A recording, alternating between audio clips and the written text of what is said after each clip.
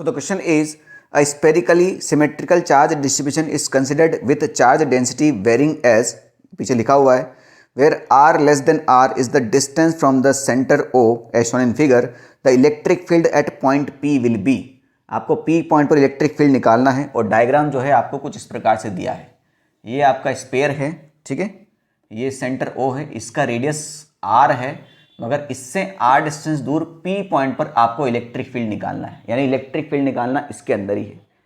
तो भैया सिंपल सी बात है, यहाँ रो दिया है, तो मेरा एक वीडियो ऑलरेडी बनाया हुआ है, इसके जस्ट पहले मैंने उसको अपलोड किया है, तो पहले आप उस वीडियो को देख लें ताकि वहाँ से आपका जितना भी डाउट है ना यूनिफॉर्म चार्ज डिस्ट्रीब्यूशन में वो सारा क्लियर हो जाएगा। और इस क्वेश्चन को कैसे अप्रोच करना है ये वहाँ पर मैंने पूरा आइडिया दे रखा है, तो यहाँ हम उसका टाइम वेस्ट नहीं करेंगे। तो सिंपल सी बात है भाई, मैंने बताया रो दिया है, रो दिया है, इसका मतलब क्या हुआ कि चार्ज जब मैं इस स्पेयर को दूंगा तो चार्ज कहाँ जाएगा, इसके अंदर जाएगा। यानी यहाँ पर बात हो रही है आपकी सॉलिड नॉन कंडक्टिंग स्पेयर की, बात समझ में आएगी। तो रो दिया है मतलब वॉल्यूम चार्ज डिस्ट्रीब्यूशन दिया है, यानी सारा चार्ज कहाँ गया है, इसके अंदर गया है, सारा चार्ज कहाँ गया है, इसके अंदर गया है। मुझे आर डिस्टेंस दूर अगर इलेक्ट्रिक फील्ड निकालना है तो मुझे उस आर डिस्टेंस दूर तक कितना चार्ज रिसाइड करेगा वो भी तो निकालना पड़ेगा। अब या तो मैं चार्ज निकालने के बाद आपको अगर सॉलिड नॉन कंडक्टिंग स्पेयर का डायरेक्ट फॉर्मूला पता है तो आप वो लगा दो तो भी आंसर आ जाएगा, और नहीं पता है तो फिर गॉस लॉ तो पता ही होगा ना, क्योंकि हम electric field due to sphere Gauss law से ही निकालते थे और कोई दूसरा रास्ता हमारे पास है नहीं। क्लियर बात है। तो करना क्या पड़ेगा बेटा, आर डिस्टेंस दूर जाके हमें एक आर्क काटना है ना। ये आर्क एक स्पेयर, खुद भी एक स्पेयर ही कटेगा, स्पेयर के अंदर आर्क काटोगे तो एक स्पेयर ही आर्क काटना पड़ेगा, सिंपल सी बात है। तो रो होता है बेटा आपका चार्ज डिवाइड बाई वॉल्यूम। क्या होता है, चार्ज डिवाइड बाई वॉल्यूम। तो अगर मैं सिर्फ इस आर्क की बात करूं तो रो हो जाएगा आपका D Q divide by D V. यही बात है ना, आर्क में छोटा सा चार्ज आएगा तो छोटे से चार्ज किस पर रिसाइड कर रहा है, छोटे से वॉल्यूम पर। अब यहाँ पर आपका डी वी निकालना बस इंपॉर्टेंट हो जाता है। तो मैंने कुछ सारी चीज़ें बता दी, उस वीडियो में आपको बता दिया है। इसको आप छोटा सा ब्रेक करके थोड़ा सा फैला दो तो ये आपको कुछ इस तरह से दिखाई देगा। ये लाइन नहीं है और ये आपका विड्थ है डी आर, है ना। तो ये क्या होगा बेटा, इसका वॉल्यूम करना है तो ये तो होगा हाइट। तो वॉल्यूम क्या होता है, बेस एरिया इनटू हाइट, ठीक है।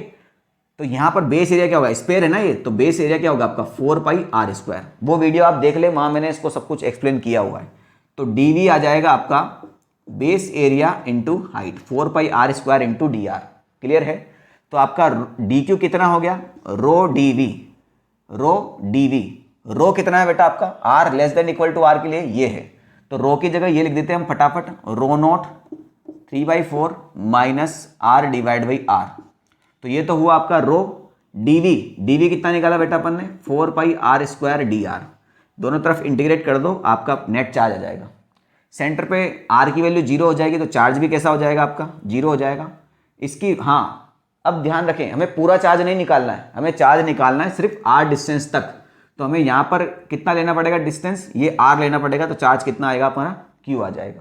बस इतने ही चार्ज की वजह से इलेक्ट्रिक फील्ड निकालना है, क्योंकि बाहर जो चार्ज होगा उसकी वजह से इलेक्ट्रिक फील्ड थोड़ी आएगा भाई, समझ रहे हो बात को। सिर्फ इस पॉइंट पर इलेक्ट्रिक फील्ड निकालना है आपको, ठीक। तो डी क्यू का इंटीग्रेशन हो जाएगा आपका क्यू, सिंपल सी बात है। इसको अंदर मल्टीप्लाई कर दो भाई, तो 0 से लेके आर, ये हो जाएगा 3/4 रो नॉट, और इधर से 4 pi R square D R भी लेके आ जाओ, माइनस 0 से लेके R rho naught R divide by R, और इधर से 4 पाई आर स्क्वायर, तो ये आर क्यूब हो जाएगा, डी आर हो जाएगा। सिंपल सी बात है भाई। यहाँ से 4 से 4 उड़ा दो और तो कुछ जाने वाला है नहीं। तो इंटीग्रेशन जब हम करते हैं तो कांस्टेंट चीज़ें बाहर आ जाती है। तो यहाँ से रो नॉट पाई 3 रो नॉट पाई बाहर आ जाएगा, आर स्क्वायर का हो जाएगा बेटा ये आर क्यूब डिवाइड बाई 3, ठीक है। और लिमिट भी आपका 0 से लेके आर तक ही है, माइनस यहाँ पे आपका आ जाएगा rho naught 4 pi divide by R common, और आर क्यूब का हो जाएगा आपका आर की पावर 4 डिवाइड बाई 4। यहाँ भी लिमिट आपका 0 से लेके आर तक है, तो बेटा 0 लगाने की कोई आवश्यकता है नहीं, यही हो जाएगा आपका। तो चार्ज कितना हो जाएगा यहाँ से आपका, इन दोनों में से क्या कॉमन आ रहा है, रो नॉट पाई और आर क्यूब, ये चीज़ें कॉमन आ रही है। तो यहाँ 3 से 3 कट जाएगा भाई, सिंपल सी बात है। तो rho naught pi R cube पूरा कॉमन आ चुका है, तो यहाँ बचा सिर्फ 1 minus rho naught pi R cube अच्छा यहाँ 4 से 4 भी कट जाएगा तो rho naught pi R cube हो जा, तो यहाँ बचा R divide by capital R. तो ये होगा आपका चार्ज की वैल्यू। अब हम निकालेंगे इससे electric field at point P.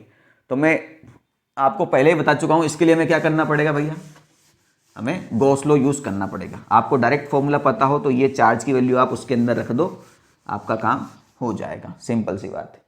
तो गॉस लॉ क्या होता है बेटा आपका, integration of E dot D A is equal to Q enclose divide by epsilon naught, यही है। अब ये डॉट प्रोडक्ट आएंगे तो कोस थीटा आएगा। इलेक्ट्रिक फील्ड और एरिया वेक्टर दोनों का डायरेक्शन सेम ही डायरेक्शन में है तो डॉट हटा के कोस जीरो की वैल्यू 1 खत्म। इलेक्ट्रिक फील्ड यहाँ कांस्टेंट होता है तो बाहर निकाल लिया। अब डी ए क्या है, वैसे तो डी ए होता है गॉसियन सरफेस का एरिया। क्या होता है, गॉसियन सरफेस का एरिया। मगर हमें यहाँ पर चार्ज सिर्फ यहीं तक का लिया है तो इलेक्ट्रिक फील्ड भी यहीं तक के चार्ज की वजह से ही होगा, तो एरिया भी इसी का लिया जाएगा, बाहर वाले का एरिया नहीं लिया जाएगा। तो इसका एरिया कितना हो जाएगा आपका 4 pi R square. Q enclose अभी मैंने निकाला rho naught pi R cube 1 minus R divide by R, और नीचे क्या आएगा भैया ये एप्सिलॉन नॉट। पाई से पाई खत्म, आर स्क्वायर से ये एक आर बचेगा, 4 को नीचे लेके जाओ तो ई इज इक्वल टू क्या हो जाएगा आपका rho naught R divide by 4 epsilon naught bracket 1 minus R divide by capital R. ये कहाँ दिया है, rho naught R divide by 4 pi epsilon naught 1 minus, ये ऑप्शन नंबर सी में दिया हुआ है, ठीक है।